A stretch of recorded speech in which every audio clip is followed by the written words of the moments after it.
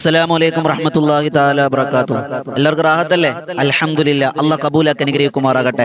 കുറഞ്ഞ സമയത്തിൽ കൂടുതൽ അറിവ് എന്ന മനോഹരമായ ആശയവുമായി വീണ്ടും നമ്മൾ ഒരുമിച്ച് കൂടിയിരിക്കുകയാണ്. കൽബ് നിറച്ച് ദുആ ചെയ്യുന്നവർ, മറ്റുള്ളവരിലേക്ക് ഇത് എത്തിച്ചു കൊടുക്കുന്നവർ, ഇതിനുവേണ്ടി പരിശ്രമിക്കുന്നവർ, ഇതിനെ ആഗ്രഹിക്കുന്നവർ, അൽഹംദുലില്ലാഹ് എല്ലാവർക്കും അല്ലാഹ് അർഹമായ പ്രതിഫലം തരട്ടെ. സ്വർഗ്ഗത്തിലേക്കുള്ള ചവിട്ടുപടിയാക്കി ഇരുത്തവും പറയലും കേൾക്കലും എല്ലാം കബൂലാക്കി അനുഗ്രഹിക്കുമാറാകട്ടെ. അൽഹംദുലില്ലാഹ്. ഇന്ന് വ്യാഴാഴ്ചയാണ്. എല്ലാ വ്യാഴാഴ്ചയും നമ്മൾ പൊതുവായ കാര്യങ്ങളാണ് ചർച്ച ചെയ്യുന്നത്. ഇന്നലെ അൽഹംദുലില്ലാഹ് നമ്മൾ നല്ല ഭർത്താവിനുള്ള ക്വാളിറ്റി എന്താണെന്നും കുടുംബജീവിതത്തിന്റെ പ്രാധാന്യങ്ങൾ എന്തൊക്കെ ഇന്നലെ പറഞ്ഞു. നല്ല അഭിപ്രായങ്ങളൊക്കെയാണ് കമന്റിലൂടെയും നേരിട്ടൊക്കെ ഒരുപാട് പേര് വിളിച്ചു പറഞ്ഞത്. അൽഹംദുലില്ലാഹ്. അല്ലാഹു സ്വീകരിക്കുമാറാകട്ടെ. ഇന്ന് നമ്മൾ പറയുന്നത്, ഇന്നലെ പറയാമെന്ന് പറഞ്ഞത് നല്ല പെണ്ണിന്റെ ക്വാളിറ്റി എന്തെന്നാണ്. സ്വാലിഹത്തായ ഭാര്യ, അൽ മർഅത്തു സ്വാലിഹ, ദുനിയാവിലെ ഏറ്റവും നല്ല നിധി എന്ന് നബി തങ്ങൾ പറഞ്ഞത് മർഅത്തു സ്വാലിഹ, സ്വാലിഹത്തായ ഭാര്യ. ആ പെണ്ണിന് ചില ക്വാളിറ്റി ഉണ്ട്. 10ഓളം ക്വാളിറ്റികൾ ഒരുപാടുണ്ട്. പ്രധാനപ്പെട്ട 10 നമ്മൾ ചർച്ച ചെയ്യുകയാണ്. ഇന്ന് കുടുംബജീവിതം കൊണ്ടിരിക്കുമ്പോൾ പെങ്ങളെ, സഹോദരിമാരെ, ഉമ്മമാരെ, ഈ പറയുന്ന സ്വഭാവം നമുക്കില്ല എങ്കിൽ നമുക്കത് ഉണ്ടാക്കിയെടുക്കുവാനും ഉള്ള സ്വഭാവം നിലനിർത്തുവാനും ഇതൊരു കാരണമാക്കി അല്ലാഹ് കബൂലാക്കി അനുഗ്രഹിക്കുമാറാകട്ടെ. കുറഞ്ഞ സമയം, കൂടുതൽ കാര്യങ്ങൾ, അതുകൊണ്ട് വലിച്ചു നീട്ടി വിശദീകരിക്കുന്നില്ല. പ്രധാനപ്പെട്ട ഭാഗങ്ങൾ മാത്രം പറഞ്ഞ് ചർച്ച ചെയ്യാം. അല്ലാഹു സ്വീകരിക്കുമാറാകട്ടെ. ഒന്നാമത്തത്, സ്വാലിഹത്തായ ഭാര്യയ്ക്കുണ്ടായിരിക്കേണ്ട ഒന്നാമത്തെ സ്വഭാവ ഗുണമെന്ന് പറഞ്ഞാൽ ചിരിച്ച മുഖത്തോടെ ഭർത്താവിനെ സ്വീകരിക്കുക എന്നുള്ളതാണ്. അത് എപ്പോഴും അങ്ങനെയാണ്. എപ്പോഴും. ഇതെന്താ പ്രശ്നം എന്നറിയോ? ഭർത്താവിനെ നോക്കി ചിരിക്കൂല. ഞാനേ കുറ്റം പറയാനാട്ടോ. ഭർത്താവിനകത്ത് ചിരിക്കാൻ പറ്റൂല. വഴിയിൽ പോണ കാക്കാമാരോടും നാട്ടുകാരോടൊക്കെ എല്ലാം ചിരിച്ചേ വർത്താനം പറയുള്ളൂ. കെട്ടിയോൻ സംസാരിക്കുമ്പോ ഇങ്ങനെ കടിച്ചു പിടിച്ചാൽ സംസാരിക്കണം പാടില്ല. ഭർത്താവ് വരുമ്പോ പുഞ്ചിരിയോടെ മുഖത്ത് സ്വീകരിക്കുക, അല്ലേ? പുഞ്ചിരിയോടെ നമ്മൾ ഭർത്താവിനെ സ്വീകരിക്കുന്നവരാവുക. യാത്രയാക്കുമ്പോൾ ഒരു പുഞ്ചിരിയോടെ. നമ്മൾ എപ്പോഴും ഭർത്താവ് നമ്മുടെ അടുക്കൽ നമ്മുടെ മുഖത്ത് നോക്കുമ്പോൾ നബി തങ്ങൾ പറഞ്ഞെന്താ, ഭാര്യയുടെ മുഖത്ത് നോക്കുമ്പോൾ ഭർത്താവിന്റെ സങ്കടം മാറുന്നുണ്ടെങ്കിൽ അൽ മർഅത്തു സ്വാലിഹ, അവൾ സ്വാലിഹത്തെന്നാണ്. ഇത് കാണുമ്പോഴേ ദേഷ്യം വരും എന്ന് നമ്മൾ ആ രീതിയിൽ നമ്മൾ നിൽക്കരുത്. നമ്മളൊരു നിറഞ്ഞ മനസ്സിലൊരേ സങ്കടങ്ങളൊക്കെ ഉണ്ട്. സങ്കടങ്ങൾ, വിഷമങ്ങളില്ലാത്ത ആരാ ഉള്ളേ? സങ്കടമുണ്ടെങ്കിലും നിറഞ്ഞ പുഞ്ചിരിയോടെ, ആ പുഞ്ചിരിയോടെ മുഖത്തേക്ക് നോക്കി ചിരിക്കൽ സ്വാലിഹത്തായ ഭാര്യയുടെ അടയാളമാണെന്ന് നബിയുനാ മുഹമ്മദ് മുസ്തഫ സല്ലല്ലാഹു അലൈഹി വസല്ലം. നല്ല പുഞ്ചിരിയോടെയുള്ള മുഖത്ത് നോക്കി സംസാരിക്കുക, അത് സ്വീകരിക്കുക. യാത്ര കഴിഞ്ഞ് വരുമ്പോഴും പോകുമ്പോഴൊക്കെ പുഞ്ചിരി മുഖത്തുണ്ടാവുക. 2, റൊമാൻറ്റിക് ആയിട്ടുള്ള സംസാരം. റൊമാൻറ്റിക് എന്ന് പറഞ്ഞാൽ ഒരു സ്നേഹത്തോടുള്ള സംസാരം. ഇടയുള്ള വെള്ളം എടുത്ത് അവിടെ കൊണ്ട് വെച്ചേക്കണ്ടില്ലേ എന്നല്ല പറയാനുള്ളത്. എന്ന് നമ്മൾ പറയരുത്. അവിടെ നോക്കുക, നിങ്ങൾ അവിടെ ഇരിക്കണുണ്ടില്ലേ. അതൊരു സംസാരമാണ്. ആ സംസാര രീതിയാണ്. അതായത് അതിൻ്റെ അടുത്ത് എനിക്കങ്ങ് വയ്യ എന്ന് പറയുന്നതും എനിക്ക് വയ്യാട്ടോ എന്ന് പറയുന്ന ഒരേ വാക്കാണ്. പക്ഷെ രണ്ട് രീതിയാണ്, അല്ലേ? നമ്മളൊരു കാര്യം എടുക്കാൻ പറഞ്ഞു, എനിക്കൊന്നും വയ്യ എന്ന് പറയുന്നതും എനിക്ക് വയ്യാട്ടോ എന്ന് പറയുന്നതും രണ്ടാണ്. ഒരേ പദപ്രയോഗങ്ങളും പല രീതി, ടോൺ നമ്മൾ ശ്രദ്ധിക്കണം. അതുകൊണ്ട് റൊമാൻറ്റിക് ആയിട്ടുള്ള വർത്തമാനങ്ങൾ നമ്മൾ എപ്പോഴും ഉണ്ടാവണം. ഭർത്താവിനോട് അങ്ങനെ ഭർത്താവ് വലിയ ടെൻഷനും ജോലിഭാരവും കടങ്കട ബാധകളൊക്കെ നമ്മുടെ അടുത്ത് വരുമ്പോഴേ നമ്മൾ എന്ത് ചെയ്യുക? ഒരു സമാധാനത്തിന്റെ, ഒരു സ്നേഹപ്രകടനങ്ങൾ, സ്നേഹത്തിന്റെ വർത്തമാനങ്ങൾ. എനിക്ക് ആരുമില്ല എന്ന് തോന്നലിൽ നീ ഉണ്ടല്ലോ എന്ന ചിന്ത ഭാര്യയ്ക്ക് ഉണ്ടാക്കിയെടുക്കുക. ഇത് സ്വാലിഹത്തായ ഭാര്യയുടെ അടയാളമാണ്. മൂന്നാമത്തത്, സാമീപ്യം ആഗ്രഹിക്കുന്നവരാവുക എന്ന് പറഞ്ഞാൽ ഭർത്താവ് എപ്പോഴും കൂടെ ഉണ്ടാവണം എന്നുള്ള ആഗ്രഹം ഭർത്താവിന് തോന്നണം. നമ്മുടെ കൂടെ, ഭാര്യയുടെ കൂടെ ഭർത്താവ് എപ്പോഴും ഉണ്ടാകണമെന്ന തോന്നലുണ്ടാണ്. എന്ന് കരുതി ഗൾഫിൽ കിടക്കുന്ന ഭർത്താവിന് ഭർത്താവിനോട് നിങ്ങളിങ്ങി വന്നാൽ ചോദിച്ചാൽ നിങ്ങൾക്ക് നിങ്ങളെ മതി, ജോലിയും വേണ്ട, കൂലിയും വേണ്ട, പൈസ ഒന്നും വേണ്ട, നിങ്ങൾ ഉസ്താദ് പറഞ്ഞല്ലേ നാളെ വിളിക്കുമ്പോൾ അതെ ഇക്ക അല്ലെങ്കിൽ മച്ച, പല നാട്ടിൽ പല വിളിയാണ്, ഇക്ക, മച്ച, കാക്കു, കൂക്കു എന്നൊക്കെ വിളിക്കും. എന്തോ ആയിക്കോട്ടെ, നിങ്ങൾ ഇനി വന്നാൽ മതി, എനിക്ക് നിങ്ങളെ മാത്രം മതി. ഇത് കേട്ടാ പിന്നെ ഓനോട് നിൽക്കാൻ പറ്റുമോ? പിന്നെ ഉള്ള കടമാണെങ്കിൽ എടാൽ അവിടെ നിന്നോട്ടെ എന്ന് ഓർത്തിട്ട് ഓൻ അടുത്ത ടിക്കറ്റ് എടുത്ത് കയറുക. അങ്ങനെയല്ല. നമ്മൾ വർത്തമാനം പറയുമ്പോൾ എന്റെ എന്താ പറയാ, ഇല്ലാത്ത സമയം അല്ലെങ്കിൽ ഞാൻ അവളുടെ കൂടെ ഇല്ലാത്ത സമയത്ത് ഒക്കെ വിഷമമൊക്കെ ഉണ്ട് എന്ന് ഓനും മനസ്സിലാകണം എന്നാണ് അതിനർത്ഥം. അല്ലാതെ ഗൾഫിൽ കിടക്കുന്ന ഭർത്താവിനെ നാട്ടിൽ വിളിച്ച് വരുത്തണമെന്നല്ല അതിനർത്ഥം. അപ്പൊ നമ്മള് നമ്മുടെ സാമീപ്യം, ഭർത്താവിന്റെ സാമീപ്യം നമുക്ക് ആഗ്രഹമുണ്ട് എന്ന് തോന്നൽ അവർക്ക് മനസ്സിലുണ്ടാക്കിയാൽ ഒരിക്കലും നമ്മൾ അവർ വെറുപ്പിക്കൂല, നമ്മളോട് ദേഷ്യപ്പെടൂല, നമ്മളോട് സ്നേഹപ്രകടനം ഉണ്ടാകും. നാലാമത്തത്, ഭർത്താവിന്റെ കുടുംബക്കാരെ സ്നേഹിക്കുക എന്ന് പറഞ്ഞാൽ നമ്മുടെ അനുജത്തെയും ചേട്ടത്തെയും വരുമ്പോ വന്നേ എന്താ വിശേഷം, ഭർത്താവിന്റെ അനിയത്തിയോ ചേട്ടത്തിയോ വരുമ്പോ വരി എന്താ വിശേഷം പാടില്ല. എല്ലാ ഭർത്താവിന്റെ കുടുംബത്തോട് നമ്മൾ എങ്ങനെ കാണിക്കുന്നുവോ ആ രീതിയിലാണ് ഭർത്താവ് നമ്മളോട് പെരുമാറുക. ഭർത്താവിന്റെ ഉമ്മ വരുമ്പോ നമ്മുടെ മുഖത്ത് കടന്നലൂത്തും, നമ്മുടെ ഉമ്മ വരുമ്പോ 14 രാവിലെ പൂർണ്ണ ചന്ദ്രൻ. അങ്ങനെ ആകാൻ പാടില്ല. ഉസ്താദെ ഇങ്ങൾക്ക് ഇതൊക്കെ പറയാം, ഓരോ സ്വഭാവം എന്തോ ആയിക്കോട്ടെ, നമ്മുടെ വീട്ടിൽ കയറി വരുമല്ലേ, നമ്മളോട് സംസാരിക്കും, നമ്മൾ നല്ല രീതിയിൽ പെരുമാറുക, അള്ളാഹു അതിന് പ്രതിഫലം തരൂന്നേ. എല്ലാവരുടെ സ്വഭാവം ഒന്നും ഒരുപോലെ ആയിരിക്കൂല. എന്നാൽ നമ്മൾ ക്ഷമിക്കുക, ക്ഷമിക്കുന്നവർക്ക് വിജയമുണ്ടെന്നാണ്. അള്ളാഹു മനസ്സിലാക്കാൻ ഭാഗ്യം തരട്ടെ. അതുപോലെ അഞ്ചാമത്തത്, വേഗം പറഞ്ഞു പോവാണ്, അഞ്ചാമത്തത് ഭർത്താവിനെ അനുസരിക്കുക.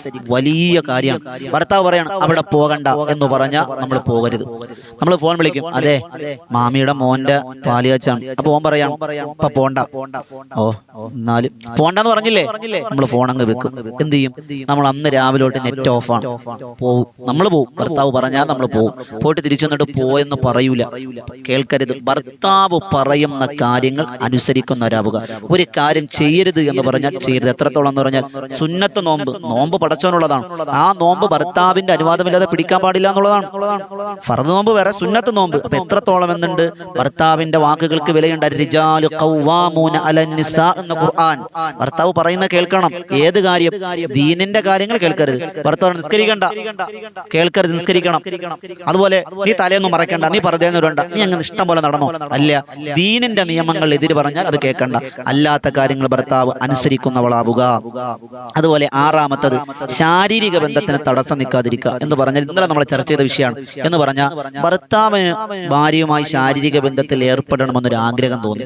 സ്വാഭാവികമായും ഭാര്യയ്ക്ക് വലിയ മനസ്സില്ല, അങ്ങനെ ശാരീരിക ഏർപ്പെടാൻ വേണ്ടി ചിന്തയില്ല എങ്കിൽ നമ്മൾ എന്ത് ചെയ്യുക? ദേഷ്യത്തോടെ, വെറുപ്പോടെ, അറപ്പോടെ നമ്മൾ പ്രതികരിക്കരുത്. നമ്മൾ പറയുക വയറുവേദന, ശരീരം വേദന, എനിക്ക് ഇന്ന ബുദ്ധിമുട്ടുകളൊക്കെ ഉണ്ട്, ഞങ്ങൾക്ക് വേണമെങ്കിൽ ഞാൻ ഇൻഷാ അല്ലാഹ് തയ്യാറാണ്, ഇന്ന ബുദ്ധിമുട്ടുകളൊക്കെ അത് കേൾക്കാൻ രീതിയുണ്ട്.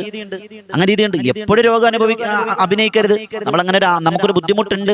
ഇപ്പൊ ഉദാഹരണത്തിന് എന്താ പറയാ, മാസമുറയാകുന്ന ഈ പീരീഡ്സ് ഒക്കെ ആകുന്ന സമയത്തെ സഹോദരിമാർക്ക്, ചില സഹോദരിമാർക്ക് 2 ദിവസം മുമ്പേ ശക്തമായ വയറുവേദന. അപ്പൊ ഭർത്താവിന് ഇതറിയില്ല, ഭർത്താവ് ശാരീരിക ക്ഷണിക്കുന്നു. അപ്പോൾ ഓള് പറയണ എനിക്ക് ശക്തമായ വേദന. നമ്മൾ ദേഷ്യപ്പെടരുത്. ചിലപ്പോൾ ആ വേദനയുടെ പുറത്ത് ദേഷ്യം വന്നാൽ നമ്മളത് കടിച്ചു പിടിച്ച് ക്ഷമിക്കുന്നവരാണ്. നമ്മൾ പറയുക എനിക്ക് ബുദ്ധിമുട്ടുണ്ട്, പ്രയാസമുണ്ട്, ഒക്കെ മനുഷ്യരല്ലേ, അവരൊക്കെ മനസ്സിലാകും. ഭർത്താക്കന്മാരെ അത് ശ്രദ്ധിക്കണം.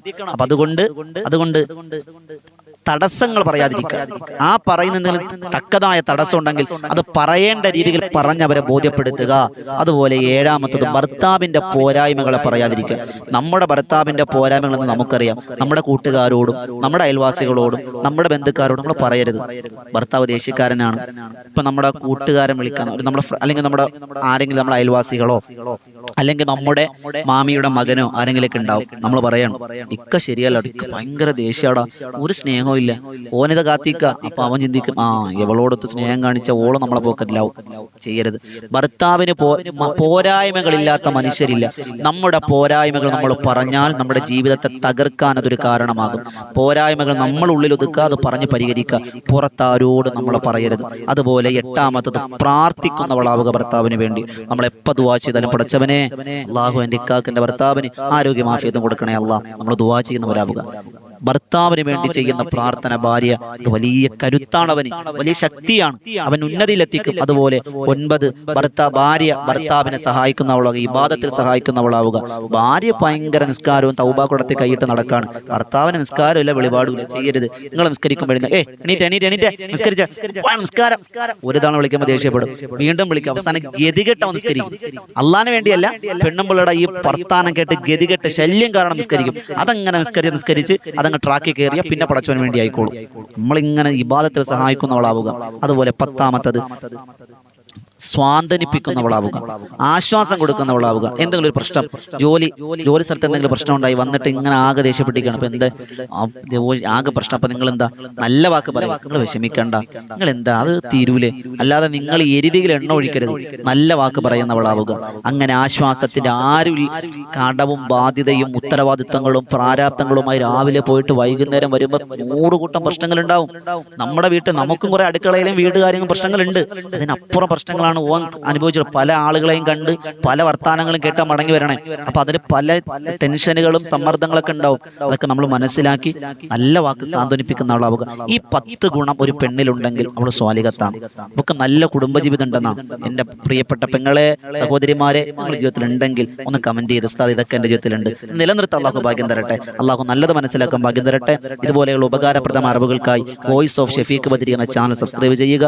ഇൻഷാ അല്ലാഹ് പുതിയ ഒരു അറിവുമായി നമുക്ക് കണ്ടുമുട്ടാം. ഒരുപാട് ആളുകൾ കമന്റിലൂടെ ദുആ വസിയത്ത് അറിയിച്ചിട്ടുണ്ട്. അള്ളാഹു സ്വീകരിക്കുമാറാകട്ടെ. അതോടൊപ്പം വിനീതൻ നേതൃത്വം കൊടുക്കുന്ന ബദറിൻ തീരം എന്നൊരു ആത്മീയ മജ്‌ലിസ് എല്ലാ ദിവസവും രാത്രി 9 മണിക്കാണ്. തിബ്ബു സലാത്തും അസ്മാഉൽ ഹുസ്നയും അസ്മാഉൽ ബദറും ദുആയൊക്കെ ചൊല്ലുന്ന 10,000 ആമീൻ പിടിക്കുന്ന പ്രാർത്ഥനാ സദസ്സ്, മഹാന്മാരുടെ ചരിത്രം പാടിയും പറഞ്ഞും അൽഹംദുലില്ലാ അവിടെ ജീവിതം മനസ്സിലാക്കുന്ന മജ്‌ലിസാണ്. അള്ളാഹു സ്വീകരിക്കുമാറാകട്ടെ. അതിന്റെ ലിങ്ക് താഴെ കൊടുത്തിട്ടുണ്ട്. ഈ ബദറിൻ തീരം എന്ന ചാനലും വോയിസ് ഓഫ് ഷഫീഖ് ബദരി എന്ന ചാനൽ സബ്സ്ക്രൈബ് ചെയ്യുക. പുതിയ ഒരു അറിവുമായി കണ്ടുമുട്ടാം. നിങ്ങളൊക്കെ ദ്വാരക്കണം. നിങ്ങൾക്ക് വേണ്ടി എപ്പോഴും ദ്വാരക്കും. അള്ളാഹു സ്വീകരിക്കുമാറാകട്ടെ.